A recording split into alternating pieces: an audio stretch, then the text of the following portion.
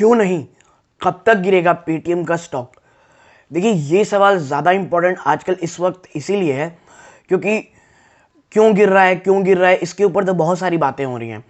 ठीक है, आप देखिए न्यू एज टेक्नोलॉजीज लगातार गिर रही हैं और काफ़ी सारी आर्टिकल्स आप देख रहे हो लिखने में कि भाई ये लिक्विडिटी थी, इस कारण इसमें इतनी तेज़ी थी, और अब जब बाजार से लिक्विडिटी चली गई है इसमें बहुत गिरावट हो रही है। और न्यू एज टेक्नोलॉजी स्टॉक क्यों गिर रहे हैं इसके ऊपर मैंने एक पूरा वीडियो बनाया था। ठीक है, और अब ये जानना ज़रूरी है कि पेटीएम में आखिर हो क्यों रहा है ऐसा। ठीक है, आप देखिए पिछले काफ़ी समय से इसमें गिरावट हो रही है, और देखिए आखिरी में नुकसान किसका होता है? सिर्फ एक का, रिटेल निवेशक का। और देखिए कितनी स्ट्रैटेजिकली रिटेल निवेशक का नुकसान करा जाता है। मतलब मैं आपको बताऊं, आपको याद होगा जब पेटीएम की लिस्टिंग हुई थी ये काफ़ी ज़्यादा गिरा था, और उसके अगले 1 या 2 दिन तक ये बहुत तेज़ी से ऊपर गया, और फिर आर्टिकल्स आए कि भाई बाय ऑन डिप्स की स्ट्रैटेजी रखें जब गिरे तो। और देखिए जो जब गिरना शुरू हुआ लोग आराम आराम से खरीदते चले गए, और देखिए आज जब मैं ये वीडियो बना रहा हूँ आज एक दिन में वापस से ये स्टॉक गिर करके लगभग 672 रुपीज़ के आसपास चल रहा है, 11-12% गिर चुका है। क्या खरीदें? देखिए मैंने उस टाइम पिछले वीडियो में कहा था कि बहुत ही ज़्यादा हाई रिस्क स्टॉक है ये। और देखिए खास करके पेटीएम के साथ प्रॉब्लम क्या हो रही है। देखिए पेटीएम का जो पूरा बिजनेस था ना, मैं आपको आज थोड़ा समझाता हूँ। पेटीएम का जो बिजनेस था उनका ये मानना था कि भाई हम एक सुपर ऐप की तरह काम करेंगे, हम एक ऐप बनाएंगे। पहले हमने कह लीजिए आप उन्होंने कस्टमर जोड़े जो कि काफ़ी सीमलेसली काम किए। फिर जब आप कह लीजिए लॉकडाउन आया, पेटीएम का बिजनेस ज़बरदस्त तरीके से बढ़ा दोस्तों। ठीक है, उसके कारण उनके पास कस्टमर का जो डेटा था वो एक अनप्रेसिडेंटेड वे में बढ़ गया दोस्तों। फिर उन्होंने एक प्लान बनाया कि भाई हम धीरे धीरे कैसे आगे बढ़ेंगे। पेटीएम को लेकर के, पेटीएम जिस बात को लेकर के सबसे ज़्यादा उत्साहित था वो था सबसे पहले पेमेंट बैंक बनाया उनको पेमेंट बैंक मिली। ठीक है, डिजिटल पेमेंट बैंक। फिर उनका कहना था भाई हम आईआरडीए के थ्रू जाके इंश्योरेंस सेक्टर में भी एंटर करेंगे। ठीक, फिर हम अपने खुद का एक कह लीजिए बैंक भी खोलेंगे और तमाम अलग अलग प्रकार की चीज़ें करेंगे। लेकिन लगातार उसे सेटबैक मिलते गए दोस्तों, लॉसेस बढ़ते गए, कंपटीशन बहुत ज़बरदस्त तरीके से बढ़ता गया। फ़ोन पे से इन्हें बहुत ज़्यादा कंपटीशन मिला। उसके बाद आईआरडीए ने अब कह लीजिए वो कैंसिल कर दिया या कह लीजिए रिजेक्ट कर दिया इनकी जो एप्लीकेशन थी इंश्योरेंस सेक्टर में आने की। प्लस खुद का जो कह लीजिए बैंकिंग सिस्टम था उनको बनाने का, वो तक से दोस्तों इन्हें कह लीजिए दूर करना पड़ रहा है।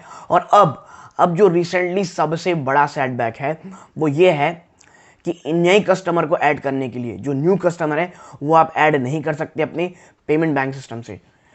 और उससे भी ज़्यादा डराने वाली बात ये है दोस्तों कि जो अथॉरिटीज़ हैं उन्होंने कहा है कि भाई जो आप हो ना, अथॉरिटीज़ मतलब आरबीआई ने, उन्होंने कहा है कि आप अपना पूरा एक डिजिटल ऑडिट करो अपने इंफॉर्मेशन टेक्नोलॉजी सिस्टम्स का, उसको करो। और देखिए याद रखिएगा अगर ये न्यूज़ आती है कि कुछ फॉल्ट पाया गया है या कुछ गड़बड़ पाई गई है, बहुत ज़्यादा एक सीवियर गिरावट का आप और विटनेस करेंगे दोस्तों। ठीक, इसीलिए मैं कह रहा था कि जो न्यू एज टेक्नोलॉजी है ना ये बहुत ज़्यादा हाई रिस्क इन्वेस्टर्स के लिए है।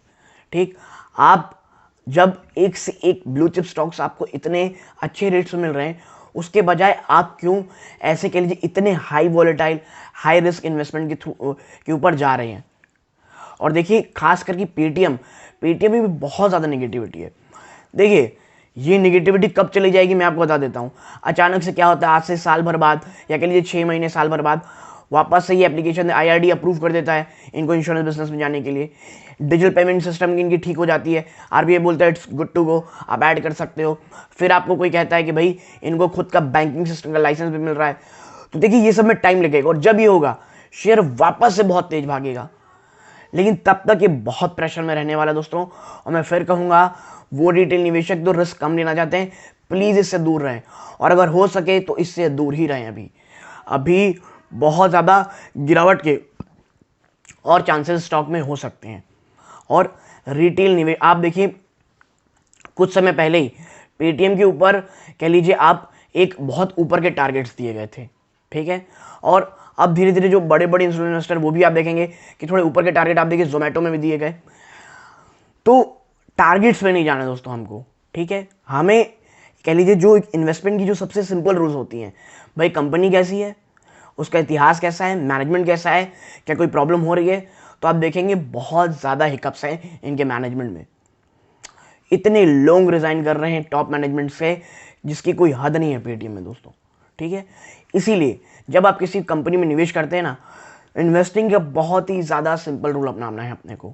देखिए, मैं मोमेंटम बाइंग की बात नहीं करता, मोमेंटम बाइंग में कभी कभी कचरा स्टॉक भी भाग जाते हैं दोस्तों, लेकिन इन्वेस्टमेंट स्टॉक जब मैं कहता हूँ ना, उस पर सिंपल रूल इन्वेस्टमेंट के अप्लाई होते हैं।